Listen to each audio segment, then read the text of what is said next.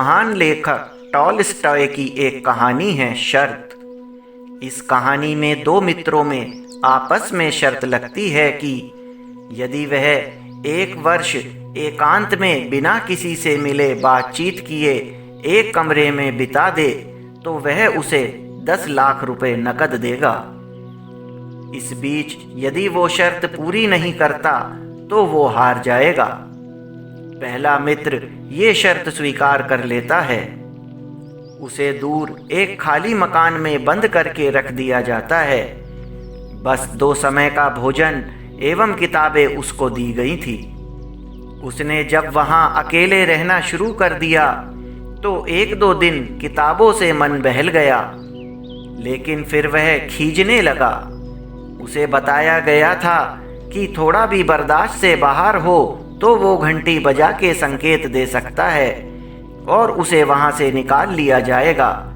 जैसे जैसे दिन बीतने लगे उसे 1-1 घंटा मानो युगों से गुजरने लगा। वो चीखता चिल्लाता लेकिन शर्त का ख्याल कर कभी किसी को नहीं बुलाता था।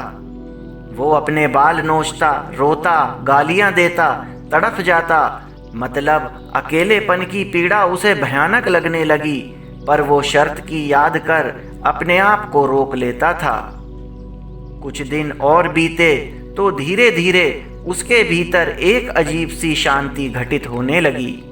अब उसे किसी की आवश्यकता का अनुभव नहीं होता था। वो बस मौन बैठा रहता था। एकदम शांत उसका चीखना चिल्लाना बंद हो गया। इधर उसके दोस्त को चिंता होने लगी कि 1 वर्ष के दिन पर दिन बीत रहे हैं पर उसका दोस्त है कि बाहर ही नहीं आ रहा है। वर्ष के अब अंतिम 2 दिन शेष थे। इधर उस दोस्त का व्यापार चौपट हो गया और वह दिवालिया हो गया। उसे अब चिंता होने लगी कि यदि उसके मित्र ने शर्त जीत ली तो इतने पैसे वह उसे कहां से देगा। वो उसे गोली मारने की योजना बनाता है और उसे मारने के लिए जाता है। जब वो वहां पहुंचता है तो उसके आश्चर्य का ठिकाना नहीं रहता। वो दोस्त शर्त के 1 वर्ष से ठीक 1 दिन पहले वहां से चला जाता है और एक खत अपने दोस्त के नाम छोड़ जाता है। खत में लिखा होता है, प्यारे दोस्त, इस 1 वर्ष में मैंने वो चीज पाली है जिसका कोई मोल नहीं चुका सकता। मैंने अकेले में रहकर असीम शांति का सुख पा लिया है और मैं यह भी जान चुका हूँ कि जितनी ज़रूरतें हमारी कम होती जाती हैं उतना ही हमें असीम आनंद और शांति मिलती है। मैंने इन दिनों परमात्मा के असीम प्यार को जान लिया है, इसलिए मैं अपनी ओर से यह शर्त तोड़ रहा हूँ। अब मुझे तुम्हारे शर्त के पैसों की कोई ज़रूरत नहीं है। दोस्तों, एकांत बहुत भयानक होता है क्योंकि इंसान इसमें अकेलापन महसूस करता है। आप गूगल या यूट्यूब पर आइसोलेशन सर्च करें। यह किसी भी इंसान के लिए बहुत भयानक सजा है। आप देखें, इस पर बहुत रिसर्च हो चुकी है। आइए इसे थोड़ा और समझें। दरअसल हमें शुरू से ही पढ़ाया गया है कि मनुष्य एक सामाजिक प्राणी है। हमें अपने जीवन में परिवार, मित्र एवं समाज की आवश्यकता होती है। मनुष्य ही क्या, कितने ही जानवर हैं जो झुंड में ही रहना पसंद करते हैं। पशु पक्षी भी अपने झुंड अथवा अपने परिवार से दूर होकर उदास हो जाते हैं। कितने केस ऐसे हुए हैं जिसमें पशु पक्षियों ने अपनों से दूर होने पर अपने प्राण तक त्याग दिए।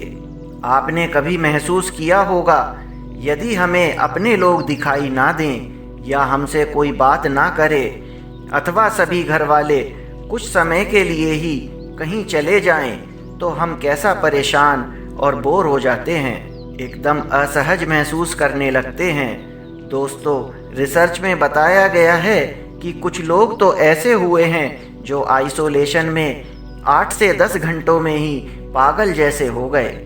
आइसोलेशन का शाब्दिक अर्थ है एकांत अथवा सबसे अलग थलग हो जाना। और सबसे मज़ेदार बात यह है कि प्राचीन काल से वर्तमान युग तक हमारे साधु संत एकांतवास में जाते रहे हैं। लगभग सभी पुराणों में एकांतवास का महत्व बताया गया है। दोस्तों, एकांतवास स्वैच्छिक हो तो मनुष्य के लिए सुखदायक एवं फलदायी होता है, लेकिन मजबूरी का एकांतवास बहुत कष्टदायक और भयानक होता है। योगी युंजीत सततमात्मनम रहसि स्थिता एकाकी यत् चित्तात्मा निराशीर परिग्रह। भावार्थ यह है, मन और इंद्रियों सहित शरीर को वश में रखने वाला आशा रहित और संग्रह रहित योगी अकेला ही एकांत में स्थित होकर आत्मा को निरंतर परमात्मा में लगाए। एकांत और अकेलेपन में फर्क है। एकांत में हम स्वयं के साथ होते हैं।